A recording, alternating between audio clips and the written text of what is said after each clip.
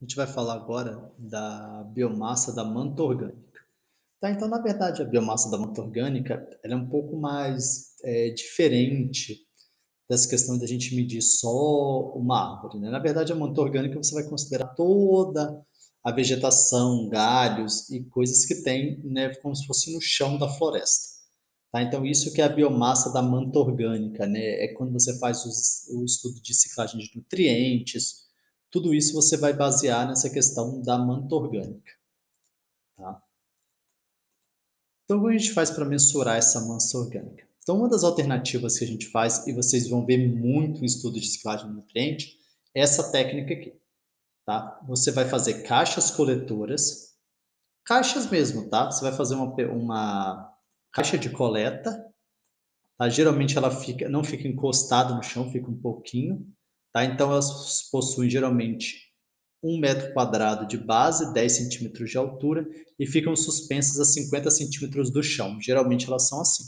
E aí tudo que cair aqui dentro dessa caixa coletora, você vai mensurar, tá? Então é basicamente isso que você faz para fazer a mensuração da manta orgânica. Tá? E aí você vai pesar, vai fazer o peso seco, o peso úmido, como você faz lá de galhos e folhas, e vai obter a massa da manta orgânica. Tá? Vocês vão ver aqui a explicação depois. Deixa eu fechar aqui. Então, depois disso, então, contudo, quando se deseja conhecer a quantidade de material orgânico em decomposição depositado sobre o solo, são lançadas pequenas parcelas retangulares e gabaritos que variam de 30 a 50 centímetros do lado entre as árvores. Isso aqui quando você quer material de decomposição. Aí você vai colocar ele do lado no chão, para você pegar material de decomposição. Tá? E aí, como for isso que eu falei, feito isso, você vai ter o peso seco úmido, você vai tirar uma amostra, você vai secar em estufa e você vai ter o peso seco, tá? Como se fosse galhos e folhas. E aí você tem métodos estatísticos. Depois que você obteve o de copa, que é galhos e folhas, né, galhos e folhas, depois que você teve do fusto, depois que você teve da raiz, e aí depois você teve da manta orgânica, você pode criar métodos, né, modelos estatísticos para fazer biomassa, que geralmente são chamados de modelos alométricos. Então você tem a relação isométrica, que é a relação de diâmetro e altura, você tem modelos volumétricos, que é volume em relação a DAP e altura, e você tem métodos estatísticos de estimação da biomassa, tá? Então, assim como estimação para volume, modelos estatísticos de regressão podem ser estimados para fazer biomassa.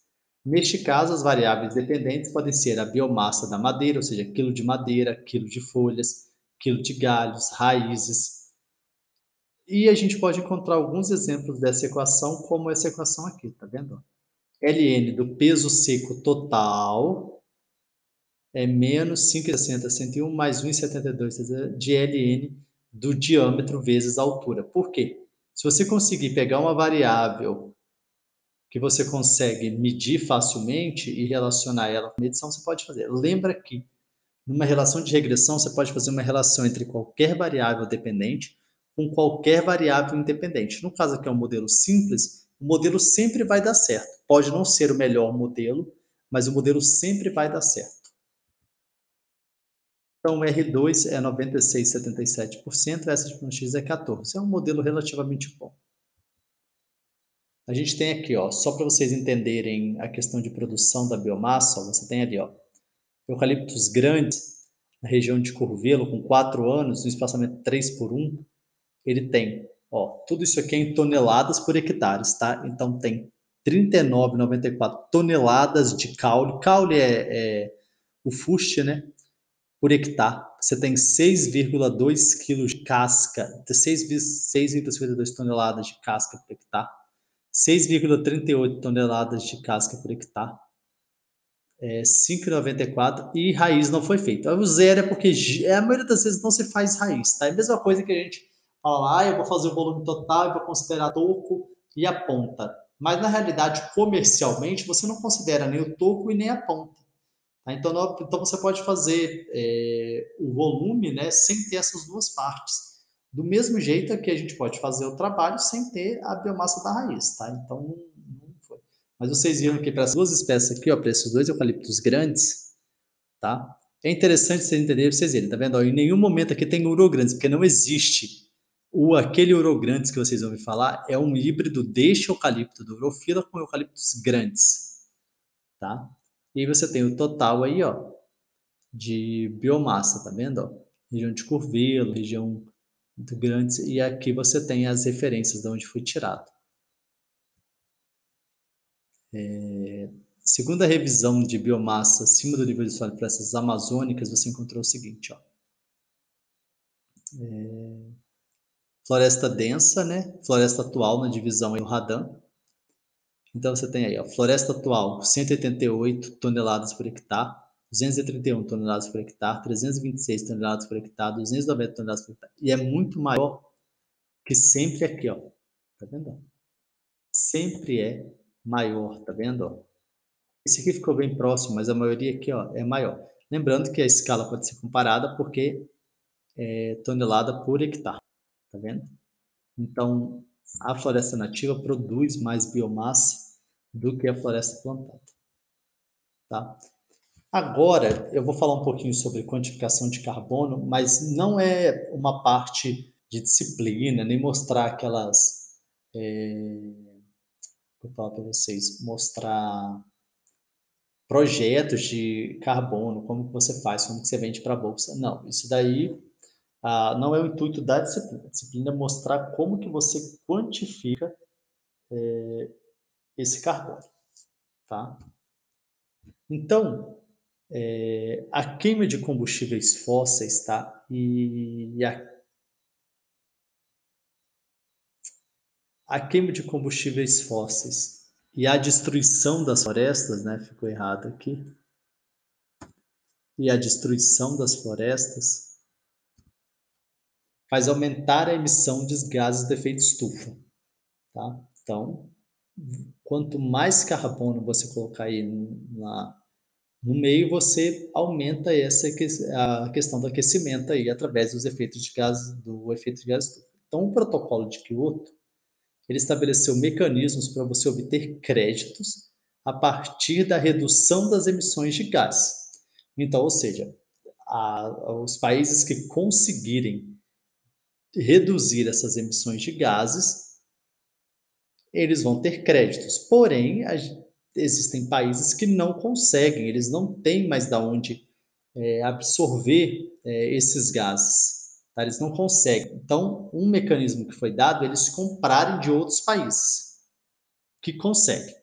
Então, nos países onde a redução não pode acontecer, ou seja, em países que não conseguem absorver esse corte nas emissões aí, eles podem comprar, ou seja, através de certificados de emissões reduzidas. E aí que começa a grande venda de créditos de carbono.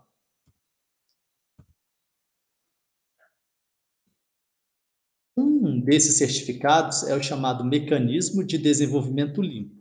Tá? Lembrando que isso é desse trabalho aqui que esse trabalho eu vou disponibilizar para vocês, tá? Junto com o material para quem quiser ler.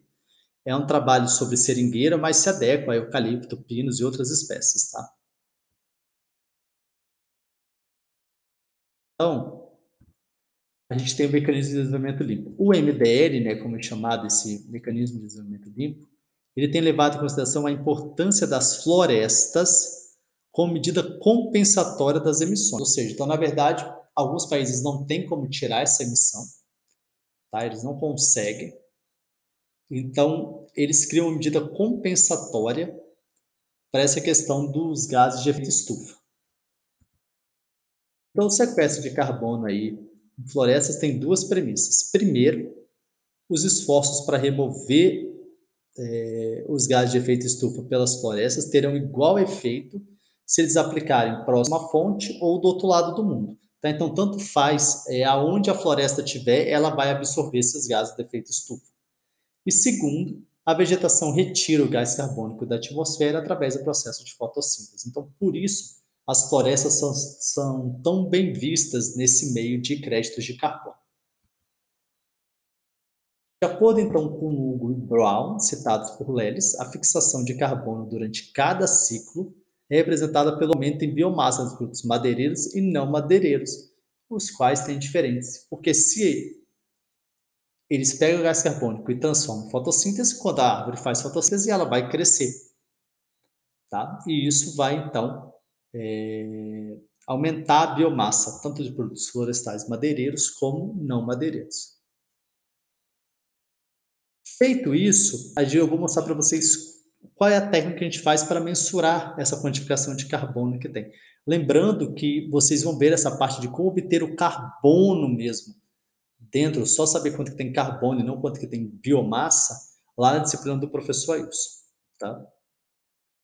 Então, primeiro você aloca parcelas na área, vocês vão ver lá em inventário como alocar essas parcelas, de que forma alocar as parcelas, mas parcela nada mais é do que eu pegar a área total, que eu não consigo mensurar de uma vez só, e vou fazer várias parcelas de tal maneira que o resultado dessas parcelas seja significativo, tá? É isso que quer dizer alocar parcela. Você vai alocar parcela para caracterizar de classe geométrica, ou seja, para você pegar árvores de todas as classes geométricas, isso não só pequenas, só grandes, porque isso vai interferir na quantificação de biomassa.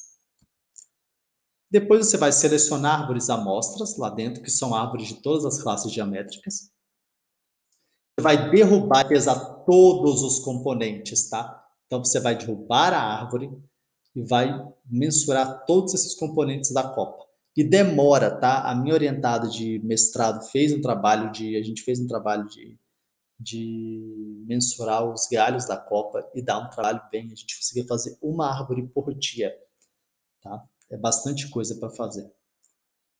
Os componentes são quem? Tronco, galho grosso, que é diâmetro maior que 3. No caso do trabalho dele foi considerado. Galho fino, diâmetro menor que 3. Folhas e raiz. Na verdade, não tem parâmetro para dizer, mas ele determinou mais ou menos isso por algum estudo, talvez, da área, do local, de como são vendidos esses. Retiram-se amostras de todos os componentes, determina o peso seco, o peso úmido e você obtém o peso de massa. Tá? A partir dos dados de biomassa, então, de cada parte, obtidos pelo método, você pode estimar as respectivas quantidades de carbono, multiplicando as estimativas de biomassa por um fator de meio, tá? Como nos citados aí no trabalho de Lelis, Reis e Rush. Porém, você pode calcular também uma equação de regressão, tá?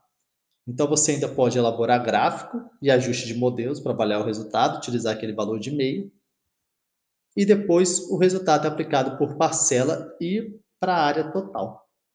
Tá?